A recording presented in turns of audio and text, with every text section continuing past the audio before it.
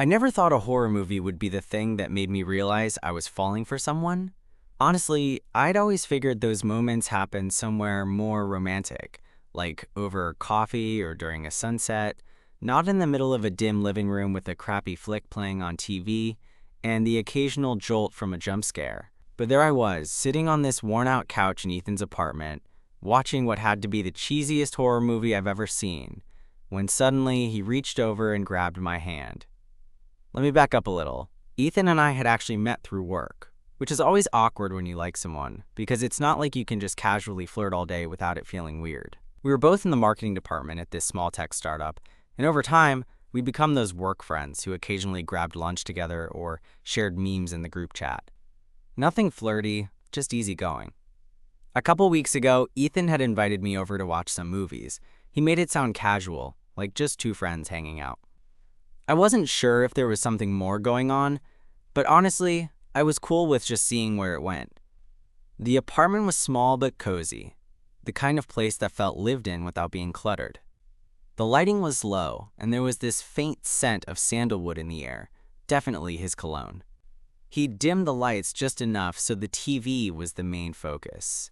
We started with some old horror movie that I don't even remember the name of now, but it was one of those low-budget slashers with terrible acting and a killer who looked like he'd raided a Halloween store last minute. Ethan was kind of into it though, commenting on the ridiculous plot points, which made it easier to laugh at the whole thing instead of getting freaked out. I was sitting next to him on the couch, and I could feel the tension in the air. Well, my own tension, mostly. Partly because I was trying not to look like I wanted to lean closer, and partly because those jump scares were way more effective than I expected. I'm not usually scared by movies, but the way the shadows flickered on the walls and the sound design caught me off guard a few times. Then, right in the middle of this particularly cheesy scene where the protagonist was about to open a creaking door alone, classic horror move, right? Ethan's hand brushed against mine. It was quick at first, like maybe accidental, but then, without saying a word, he gently grabbed my hand and held on. It was such a small thing, but it hit me like a punch to the chest. My heart started racing, and for a moment, it felt like the movie didn't matter anymore. The only thing I was focused on was his hand in mine, the warmth, the pressure, the silent message behind it. I glanced over at him, hoping to read what he was thinking, but he just looked back at the TV with this calm expression that made me question if he knew exactly what he'd done to me. I wasn't sure if I should say something, or if I should just let the moment hang there between us. The movie kept playing, but honestly, I barely heard it after that. It was like that one moment turned everything upside down, and I was suddenly hoping that this weird, awkward night could somehow be the start of something real. And that's where I am now, hand in hand watching a movie that's supposed to scare me, but all I can think about is what just happened and what it might mean. Because if this is how it starts, then maybe scary movies aren't so bad after all. I didn't say anything right away. Honestly, my brain was just spinning, trying to figure out what the hell just happened and why it felt like someone had flipped a switch inside me. I mean, I'd spent the past few weeks telling myself to chill, that Ethan was just a friend and that's all it would ever be. But now, with his hand in mine, it was like all those guardrails I'd built up just collapsed. The movie continued playing in the background, the heroine screaming, running through a dark hallway, the suspenseful music cranking up. But I was way more focused on the feeling of his fingers entwined with mine. He wasn't pulling away either, which made it feel even more deliberate, like a quiet way of saying, "Hey, I'm here." After a few minutes, I finally worked up the courage to glance over at him again. His eyes were fixed on the screen, but I caught this tiny, almost imperceptible smile at the corner of his lips. That smile felt like a secret between us, like he knew exactly the effect he was having on me. "Hey," I whispered, barely loud enough to be heard over the movie's soundtrack. He looked at me, his eyes locking with mine. "Yeah?" I swallowed hard, my throat suddenly dry. "Why'd you do that?" He shrugged like it was nothing, but the way his eyes twinkled told a different story. "I don't know. Maybe I just thought you could use a hand to hold during the scary parts." I laughed, a little nervously, but it felt good to hear my own voice again. The tension between us was thick, but in a way that was kind of electric. "Yeah, well, you caught me off guard," I admitted. "I wasn't expecting that." Neither was I, he said, squeezing my hand gently. But maybe that's a good thing. The rest of the movie played out with us sitting closer than before, our hands still connected. I realized I wasn't scared anymore. Actually, the only thing keeping my heart racing was the warmth of Ethan's hand in mine. When the credits finally rolled, we sat there in silence for a moment. The room felt quiet, like the world had shrunk down to just the two of us and the soft hum of the TV. So, Ethan said, breaking the silence, "Are you going to tell me if you've been wanting to do that for a while?" I looked over at him, pretending to consider it, but really I just wanted to nod and say yes. Instead, I settled for a smirk. Maybe. Or maybe I was just scared of messing things up. Messing things up how? He asked, raising an eyebrow. I shrugged, feeling that familiar flutter in my stomach. You know, risking the friendship. It's easier to keep things simple. Ethan laughed softly. Yeah, but sometimes simple isn't enough. He squeezed my hand again, a little firmer this time. Sometimes you have to take a chance. I felt my cheeks warm, and for a second I thought about leaning in, maybe closing the gap between us. But before I could, my phone buzzed on the coffee table, breaking the moment. I glanced at it, just a message from a coworker about tomorrow's meeting. Nothing urgent. That's my cue to be a responsible adult. I joked, but the look between us said something else, like this was only the beginning. Ethan nodded, still holding my hand. Yeah, real life always has a way of interrupting things, doesn't it? We sat there for a few more minutes, just holding hands, neither of us rushing to let go. When I finally did pull away, it felt like a small loss, but also a promise that this wasn't over. Thanks for tonight, I said quietly. For what? Ethan asked. For being you. For this, I gestured between us. For everything. He smiled that same secret smile again. Anytime. I left his apartment that night with my heart still pounding, but in a good way.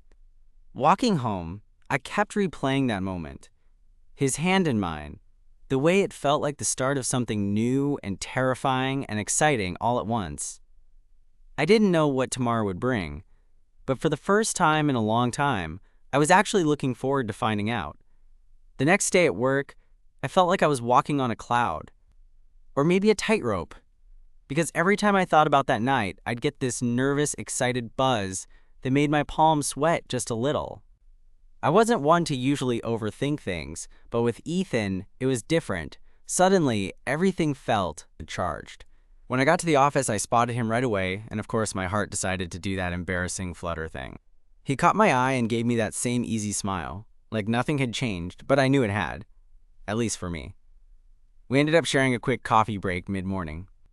I wanted to say something, anything, but all I managed was some awkward small talk about a project deadline, which, looking back, was probably the least interesting thing we could have talked about. So, Ethan said, stirring his coffee, about last night. I blinked, suddenly grateful he brought it up first. Yeah? He shrugged, but there was a warmth in his eyes that made me want to lean in closer. I guess I just want to know if you're okay with how things went. Because, honestly, I've been wanting to hold your hand for a while. My chest tightened, and I had to bite the inside of my cheek to keep from smiling too much. Really? You never gave any hints. He chuckled. Guess I'm terrible at subtlety. We laughed, and for the first time in a long while, the tension between us felt less like a wall and more like a doorway. Over the next few days, things shifted in this strange but wonderful way. At work, we still kept it professional, but there were these little moments, glances across the room, shared jokes, a touch on the arm when no one was looking, that made me realize how much I was drawn to him. It was like discovering a new song I wanted to play on repeat. One evening, a couple days after our movie night, Ethan invited me over again, this time saying he had something he wanted to show me. I wasn't sure what to expect, but I was already imagining some elaborate surprise, or maybe a homemade dinner. When I got to his place, the lights were dimmed again, but this time there were candles scattered around the living room, casting soft flickers across the walls. A playlist of quiet indie music was humming in the background. It was definitely more intimate than before, and my stomach did that flip-flop thing when I saw him standing by the window, backlit by the city lights. Hey, he said, turning to face me with that smile that always managed to make me feel like I was the only person in the room. "Hey," I replied, trying to keep my voice steady. "This looks nice." He motioned for me to sit on the couch, and then he sat down next to me, a little closer than usual. "I thought maybe we could talk about us." My heart skipped a beat. "Yeah?" He nodded, running a hand through his hair like he was trying to find the right words. I don't want to rush anything, but I also don't want to pretend like last week didn't change things. I reached for his hand, the same way he had done before, and this time, I didn't hesitate. Me neither. We sat there, holding hands, and I felt this sense of calm wash over me. It was like all the chaos and noise in my head settled into something clear and steady. For once, I wasn't scared of what might happen next, because whatever this was, whatever we were starting, it felt real. Ethan squeezed my hand gently and smiled. "So where do we go from here?" I thought about it for a moment, then shrugged, feeling more confident than I had in a long time. "I guess we just take it one scary movie at a time." He laughed, and I laughed too, the sound mixing with the soft music and candlelight. In that moment, everything felt possible. And honestly, I couldn't wait to see what came next. After that night, things between us started to feel like they were unfolding in slow motion, like every little moment was stretched out, full of meaning I hadn't noticed before. It was weird how something as simple as holding hands had opened this door between us, and now every time I was around Ethan, it felt like the world was a little sharper, a little more vivid. We kept spending time together after work, sometimes just grabbing a quick bite at a nearby cafe, other times wandering around the city on lazy weekends.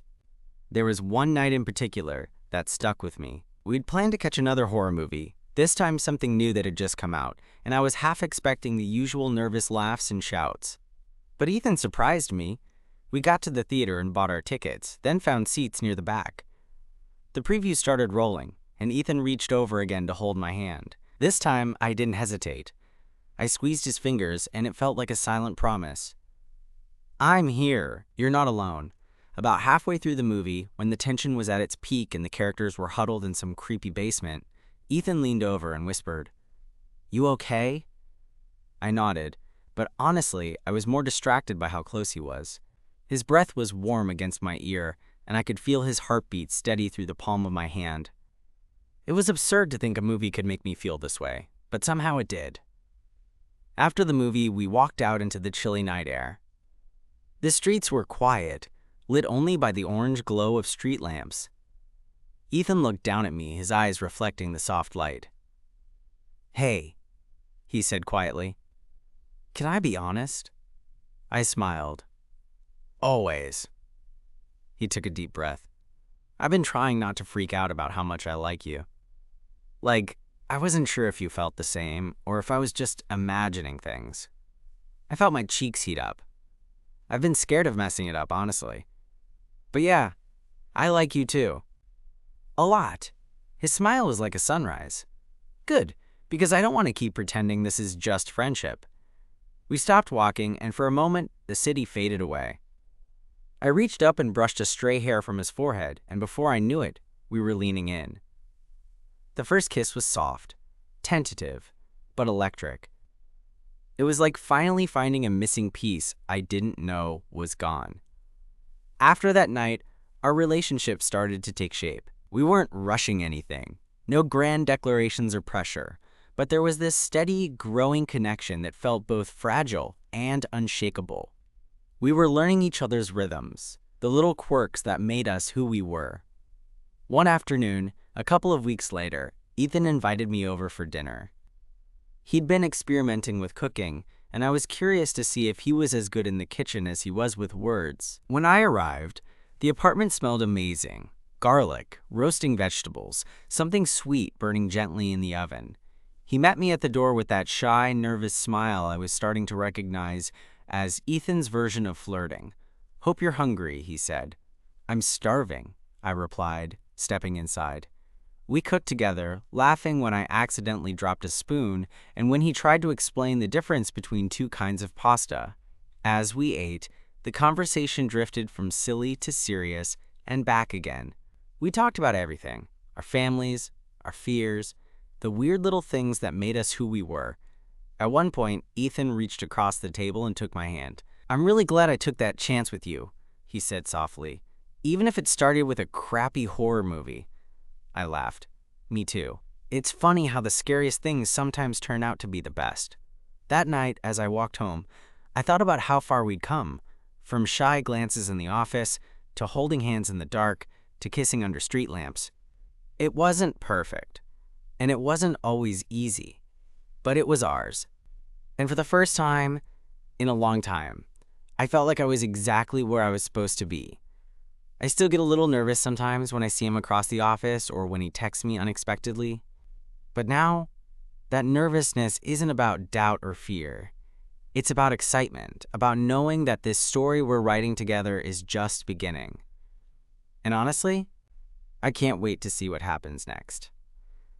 Things with Ethan kept unfolding in this quiet, steady way that caught me off guard. It was like one day we were just work friends who occasionally shared memes, and the next, I was texting him about what kind of pizza to order on a Friday night and wondering if he'd want to hold my hand when the world felt overwhelming. There was an ease between us, but also this undercurrent of something deeper that neither of us rushed to define. One Thursday evening after work, Ethan messaged me asking if I wanted to grab a drink at this new bar that had just opened nearby.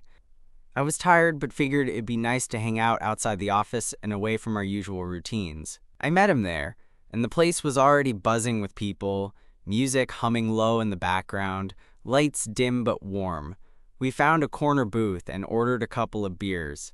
The conversation started off light, work stuff, weekend plans, but soon drifted into more personal territory. Ethan told me about his childhood, the awkward teenage years, the stuff he rarely shared with anyone. Listening to him, I realized how much I wanted to be the person he trusted enough to open up to, the one who could be there when life got complicated. At some point, I caught him looking at me with this soft expression, like he was trying to figure out if I felt the same way he did. It made my heart thump in this unmistakable rhythm, and I reached across the table to take his hand. This time it wasn't just a gentle squeeze. It was a way of saying, "I'm here. I'm all in." He smiled shyly, and I could tell he was relieved, like a weight had lifted off his shoulders. "I've been wanting to do that all night," he admitted. I laughed. "I think I'm gonna have to start charging you for hand-holding at this point," he grinned. "Deal. But I'm worth it, right?" The evening stretched on, and the conversation meandered through dreams and regrets, hopes for the future, and the little things that made us who we were. At one point, he caught my gaze and said quietly, "I'm scared sometimes, you know, of losing this, of things changing too fast." I nodded, understanding exactly what he meant. Me too. But I think part of what makes this feel real is that we're not rushing. We're just figuring it out together. He leaned in, resting his forehead against mine. Together sounds pretty good. That night, on the way home, I kept replaying our conversation, feeling this mix of vulnerability and hope that was both terrifying and thrilling. It was strange how someone could become so important in such a short time, but Ethan had this way of making the world feel a little less daunting. The next week, we decided to go on a proper date, not just hanging out or casual dinners, but something planned, intentional. We picked an art exhibit downtown that neither of us had seen before, a chance to explore something new together. Walking through the galleries, I watched Ethan's face light up as he talked about the pieces he liked, and I felt this swell of affection that caught me off guard. At one point, he stopped in front of an abstract painting, swirls of blues and greens mixed with streaks of gold. "This one's my favorite so far," he said, turning to me.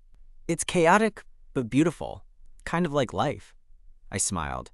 "Yeah, I get that. Sometimes things don't make sense until you step back and look at the whole picture." He took my hand then, threading our fingers together as if it was the most natural thing in the world. "I like our picture," he said softly. My chest tightened, and I squeezed his hand gently. "Me too." After the exhibit, we wandered down to a nearby park, sitting on a bench surrounded by the glow of street lamps and the distant hum of the city. The night was cool, and I could feel the warmth radiating from Ethan beside me. We talked about everything and nothing, the kind of conversation that feels like a quiet confession without the need for big words. At one point, he reached over and brushed a lock of hair from my forehead, and I caught my breath. "Do you think this could last?" he asked. his voice barely above a whisper. I looked at him, seeing the vulnerability there, and for a second, the world felt like it was holding its breath along with us. I wanted to, I said honestly. I want to see where this goes.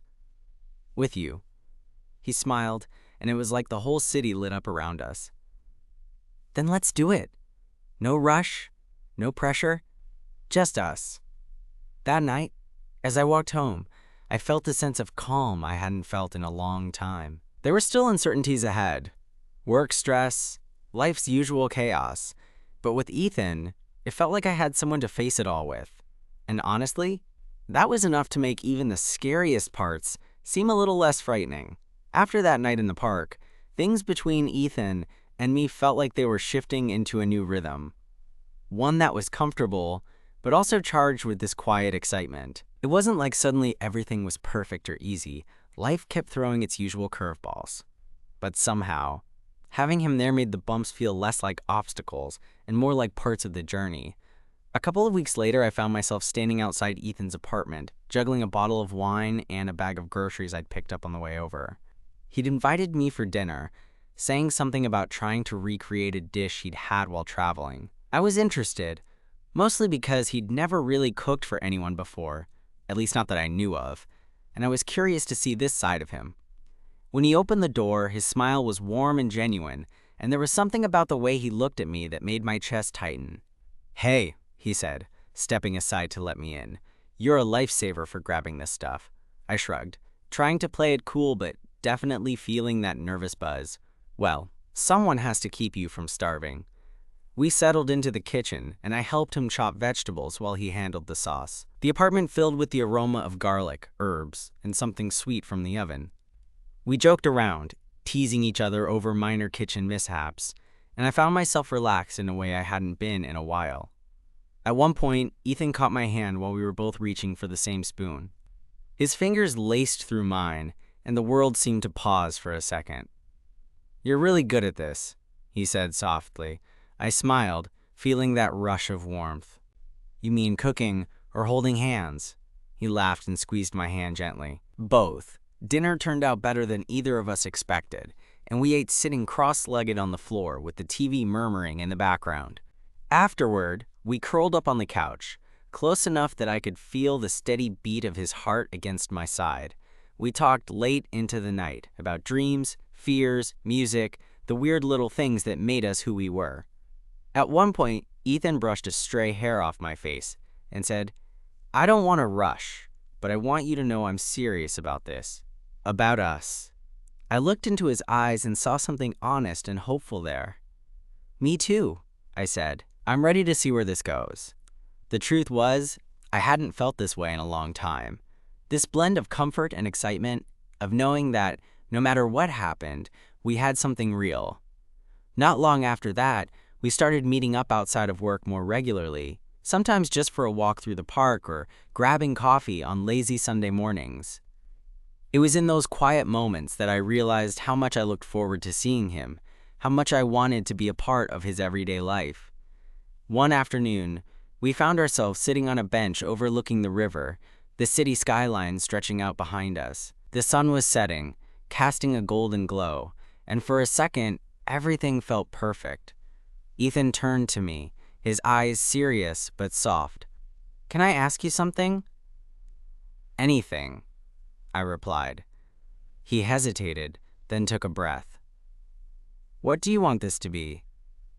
"Us, I mean." I thought about it.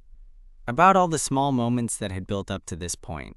The hand-holding, the late-night talks, the way he made me feel seen. "I want it to be something that lasts," I said honestly. "Something that's real and messy and imperfect, but ours." He smiled, relief and joy shining through. "That's exactly how I feel." We leaned into each other, the world around us fading into the background. Our kiss was soft but sure, a promise of something new and beautiful. Over the next few weeks, we started telling close friends about us. It was nerve-wracking, opening up that part of our lives, but the support we got made it easier. At work, we kept things professional, but there was this quiet confidence between us that didn't go unnoticed. One evening, as we were winding down from a long day, Ethan surprised me by pulling out a small box. My heart raced as I opened it to find a simple silver ring inside. "It's not about the ring," he said quickly, reading my expression. "It's just, I wanted to give you something to remind you that I'm serious, that I'm all in." I looked up at him, overwhelmed with emotion. "Ethan, this means more than you know." He slipped the ring onto my finger, and it felt like a seal on everything we'd been building together. There were still challenges ahead, no doubt about it. Life wasn't going to hand us a perfect story on a silver platter. But with Ethan by my side, I felt ready to face whatever came next. Because sometimes, the scariest moments, like reaching out and grabbing someone's hand in the dark, turn out to be the ones that lead you exactly where you're meant to be. Months had passed since that quiet moment when Ethan slipped the silver ring onto my finger. It wasn't a proposal, not in the traditional sense, but it was enough. Enough to show me that what we had was real, that he was committed to building something together. Day by day, our relationship settled into this beautiful, steady rhythm. We learned how to navigate life's unpredictability with patience and honesty, supporting each other through long work days, weekend plans that fell through, and the occasional bad mood or disagreement. Nothing was perfect, but everything felt genuine. One chilly Saturday afternoon, we found ourselves back on that riverfront bench where we'd had one of our first serious conversations. The city stretched out before us, the late autumn sun casting a soft glow over the water. We sat close, hands intertwined, comfortable in a silence that didn't need words. Ethan turned to me with that familiar, easy smile. "You know, I was thinking about that first night we watched that terrible horror movie." I laughed. "How could I forget? The worst film and the best hand-holding." He squeezed my hand. "It's funny how something so simple, so small, can change everything." I nodded. "Yeah. I never expected a scary movie to be the start of all this." He looked at me, eyes warm and steady. "Me neither. But I'm glad it was, because it led me to you." For a moment, I just let the words settle. There was no grand gesture, no dramatic confession, just two people who had chosen to be there for each other, day after day, through all the messy, beautiful parts of life. I smiled back, feeling a swell of gratitude, and something deeper I couldn't quite put into words. "Me too, Ethan. Me too." As the sun dipped lower, we stayed seated, hands still linked, watching the city lights begin to twinkle. It wasn't about the perfect moment or the ideal setting. It was about this: the quiet connection, the shared history, the promise of whatever came next. And honestly, that was more than enough.